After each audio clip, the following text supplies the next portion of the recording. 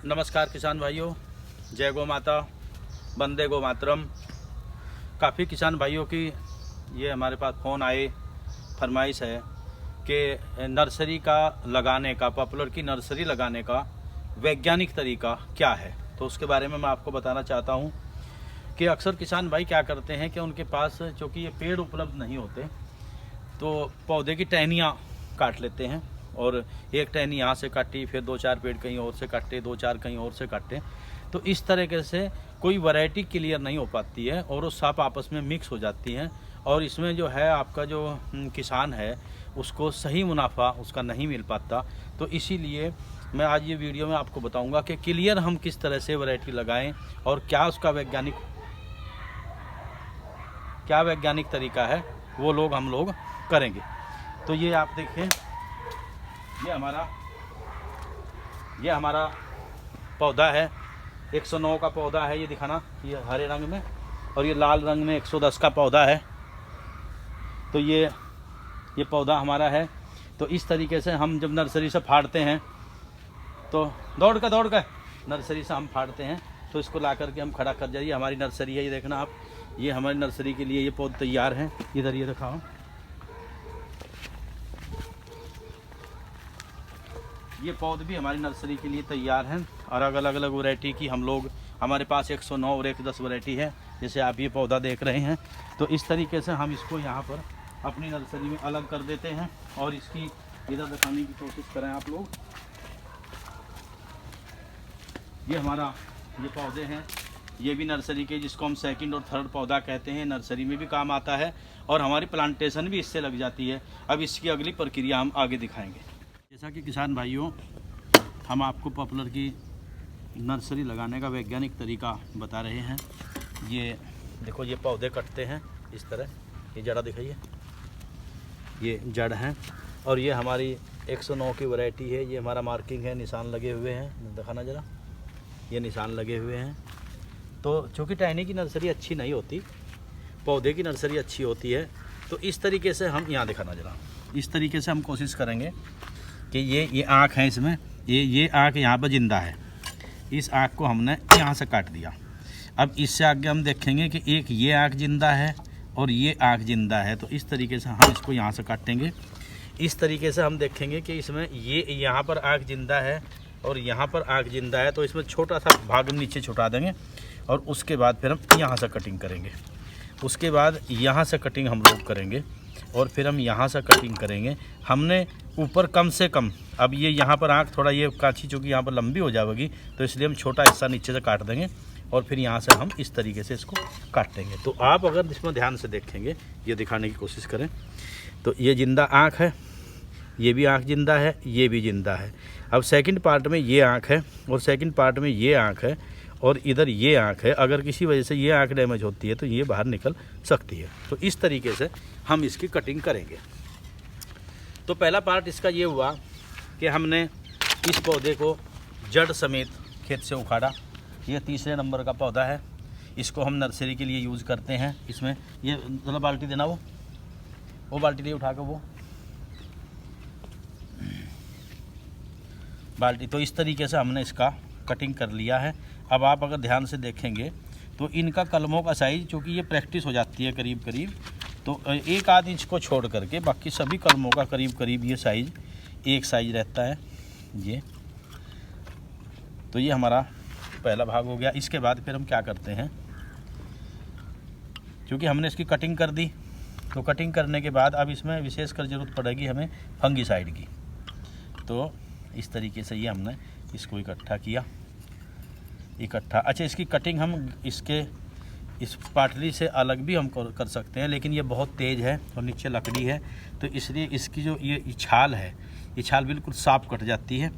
और अगर हम कैंची वगैरह से काटने की कोशिश करें तो उससे ये डर रहता है कि फट ना जावे, आँख कोई नुकसान ना हो जाए। तो इस तरीके से अब हमने ये इसका अगला पार्ट हमने लिया, ये हमने इसमें पानी ले लिया और पानी लेने के बाद हमें इसमें ज़रूरत है फंगीसाइड की। तो फंगीसाइड में हम लोग बावस्टीन भी ले सकते हैं, एमिसान भी ले सकते हैं, थीरम भी ले सकते हैं। ये तो हमारा रासायनिक तरीका हो गया। अगर आपके पास देसी आप जैविक तरीका अपनाने चाहते हैं तो इसमें आप ट्रैकोडर्मा ले सकते हैं और ट्रैकोडर्मा में भी इसको आप भिगो सकते हैं। अच्छा, अगर आप प्राकृतिक खेती करने वाले हैं तो उसमें आप चूना लेंगे, आप 5 किलो गोबर लेंगे और उसमें आप 5 किलो चूना लेंगे, न 5 किलो आप गोबर लेंगे, 5 किलो गौमूत्र लेंगे और उसमें 250 ग्राम चूना ले करके उसको 1-2 दिन पहले हम उसमें किसी बर्तन में लगा करके उसमें घोल देंगे। और घोलने के बाद आज हम जैसे तैयार करेंगे, ये आप देख रहे हैं, ये उसका कल्चर है, इसमें चूना है, गौमूत्र है, गोबर है। तो इस तरीके से हम इसमें इसको भिगो लेंगे। तो आप दिखाना जरा, ये तो चूने की वजह से ये कैल्शियम की पूर्ति भी करेगा, गौमूत्र की वजह से इसमें काफ़ी सूक्ष्म तत्व भी इसमें मौजूद रहेंगे, गोबर में भी काफ़ी बैक्टीरिया हैं, तो ये करोड़ों बैक्टीरिया इसमें पैदा हो जाते हैं। तो इस तरह हमने इसमें भिगो लिया, भिगो कर हम इसे बाहर निकाल लेते हैं। तो ये हमारे अब तक की प्रक्रिया शुरू हो गई। अब इसके बाद हम लोग ले कर के चलते हैं इसे, ये हमने निकाल लिया, ज़रा देना इसको बक्से को देना ज़रा सा, हमने इसको बाहर निकाल लिया। अब ये फंगल, चूँकि हम पानी देंगे तो इसमें फंगल की कोई बीमारी नहीं लगेगी। अब इसके लिए हमारे पास ये होती है रस्सी, तो इसमें हम एक तरफ तो उठाना जरा इसको, एक तरफ तो हम सपोज करो 1 2 3, तो ये करीब 2 फीट हो गया हमारा। और इस 2 फुट के हम 2 कंडे यहाँ पर ले लेंगे। ये अभी खेत मेरा तैयार हो रहा है, नहीं तो मैं आपको खेत में दिखाता। तो ये रस्सी हम लोगों ने रस्सी ली है, आप लोग इस पर ध्यान से देखेंगे, ज़रा दिखाना। ये थोड़ा निशान अभी हल्के हो गए हैं, दिखाना ज़रा, ये देखो आप, ये निशान है यहाँ पर, ये एक लाल कलर का निशान है, एक लाल कलर का निशान ये है, फिर इसी तरह से एक लाल कलर का निशान यहाँ पर है। इसी तरह से हम इस रस्सी पर निशान लगाए हुए हैं। तो पकड़ना भैया, ज़रा पकड़ना। तो ये इसको वहाँ ले जाओ आगे। तो अपने खेत में हमने सपोज करो ये हमारा खेत है, इसमें हमने उस छोर से इस छोर तक हमने देखो इस छोर से उस छोर तक हमने ये आपका ये रस्सी लगा दी है। इसमें जहाँ जहाँ निशान है वहाँ निशान डालिए, रख कर वहाँ, इसको वहाँ पैर रखिए थोड़ा, इसको ये अभी ये रख दो, ये बाल्टी वहाँ पर, ये बाल्टी रख दो। मैं आपको पूरी तरह समझाने का प्रयास कर रहा हूँ। वहाँ निशान लगाना, जहाँ जहाँ निशान है, देखो ये निशान है यहाँ पर, ये निशान है यहाँ पर, ये निशान है यहाँ पर, ये निशान है,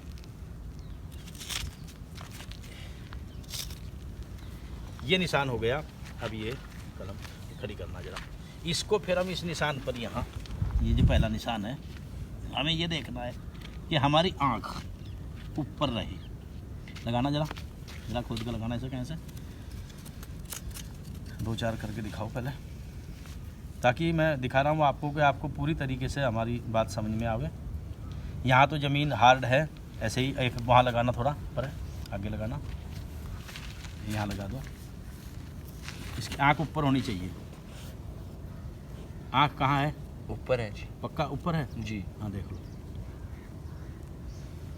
तो इसी तरह से हर निशान पर हम लोग लगाएंगे। तो ये हमने 1-1 फीट पे निशान लगाए हुए हैं, ये लाइन हमने बना दी है। और इस पे फिर हम, चूँकि हमारा खेत ये तो हार्ड है, यहाँ पर हम जहाँ आपको प्रैक्टिकल दिखा रहे हैं, जब हम खेत में जाएंगे फिर हल्की चोट मारकर हम इसको इतना इसको नीचे ज़मीन में पहुँचा देंगे, ताकि इसका ऊपर अंकुरण जो यहाँ से हो सके। ये हो गया। अब हमने इससे दूसरी लाइन बनानी है, देना बेटे, लो वहाँ 2 फुट रखना, दिखाने की कोशिश करें उधर भी। ये हमने यहाँ पर, ये यहाँ पर हमने इसको नाप लिया। ये हमारा कंडा 2 फुट का था, ये हमने 1-1 फीट पे निशान लगाए थे। यहाँ इधर आ जाना, इधर आ जाना, इधर आना। ये 2 फुट नापो वहाँ से, इससे 2 फुट ले लो, ये लो, चलो हटियो। ये हमने ले लिया, यहाँ पे हमने 2 फुट पर ले लिया।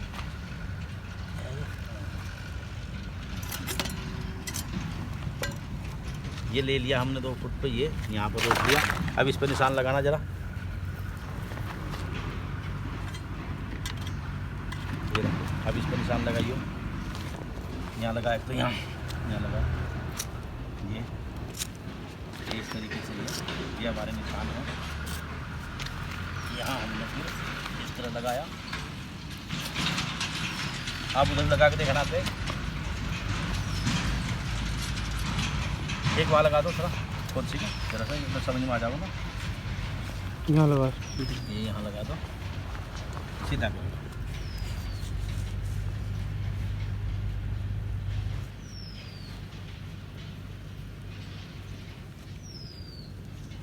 तो किसान भाइयों ये हमने हमारे इसके ऊपर 1-1 फीट के ऊपर निशान लगे हुए हैं हमारे रस्सी के ऊपर।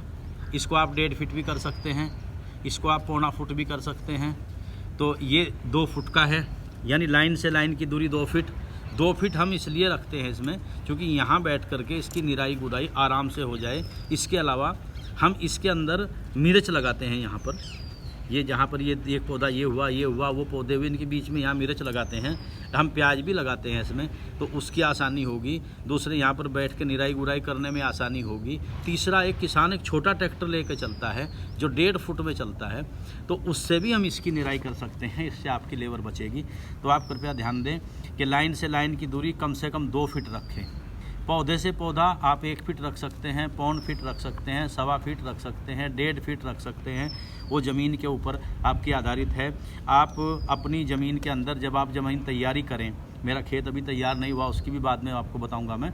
जब आप खेत की तैयारी करें तो आप अगर मिट्टी टेस्ट करा रहे हैं तो मिट्टी टेस्ट कराएं, नहीं तो प्रति बीघा के हिसाब से आप आधा बोगी उसमें प्रति बीघा आप 5, 7, 10 कुंटल तक खाद आप डाल सकते हैं। उसको आप गोबर का खाद कह सकते हैं, कंपोस्ट कह सकते हैं, वर्मी कंपोस्ट कह सकते हैं। उसको आप उसमें डालिए और आप अपनी मिट्टी का टेस्ट अगर कराते हैं, टेस्ट के आधार पर नाइट्रोजन, फास्फोरस, पोटास जो हमारे DAP आता है या NPK आता है, उसमें जिंक वगैरह आप जो भी आपकी खेत में कमी है उसको आप पूरा करके खेत को अपने बहा दीजिए। बहाने के बाद अगर आप उसमें पौधे लगाए हुए हैं तो पौधों के बीच में भी आप नर्सरी लगा सकते हैं। लेकिन सबसे अच्छी नर्सरी जो है उस खेत के अंदर आपके कुछ नहीं होना चाहिए, सिर्फ आपके नर्सरी होनी चाहिए। आप लाइन से लाइन की दूरी 2 फुट रखिए, पौधे से पौधे की दूरी जैसा मैं बताया उसे आप रख सकते हैं। और उसके बाद इसको लगा करके इसकी ठुकाई कर दीजिए। ठुकाई करने के बाद ऊपर की जो आँख है इसकी ऊपर रहेगी, इसको ज़मीन के समतल कर दीजिए। जब ज़मीन में पानी आएगा थोड़ी नीचे बैठ कर ये ऊपर आ जाएगी।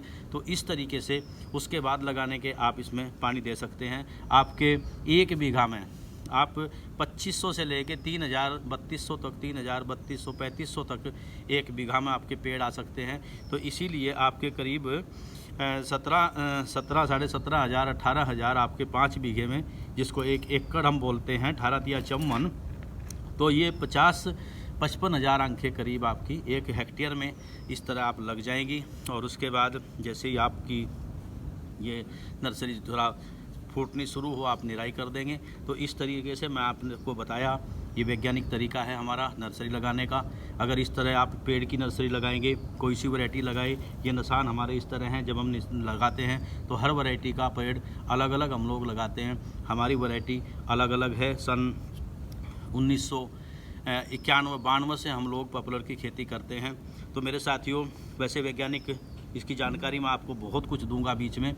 ये हमारा चैनल है, इसको ग्रीन ऑर्गो फार्म के नाम से हमारा चैनल है। तो इस चैनल पर हम विभिन्न प्रकार की खेती से संबंधित जानकारी, पॉपुलर से संबंधित जानकारी, पशुओं की बीमारी से संबंधित जानकारी, कुछ हम व्यक्तियों के लिए, आदमियों के लिए दवा बनाते हैं, शैम्पू वगैरह बनाते हैं, तेल बनाते हैं, साबुन बनाते हैं, उसकी जानकारी हम आपको बार बार इस चैनल पर हम देते रहेंगे। आप हमारे चैनल को सब्सक्राइब करें, शेयर करें, बेल आइकन दबाएं ताकि आने वाली वीडियो आपको जल्दी से जल्दी मिल सके। अगर किसी किसान भाई का कोई सवाल है तो आप लोग हमें फ़ोन कर सकते हैं, कमेंट में हमें पूछ सकते हैं। तो ये जानकारी आपको दी, आप लोगों का बहुत बहुत धन्यवाद। जय गौ माता, वंदे गो मातरम, जय हिंद, जय भारत।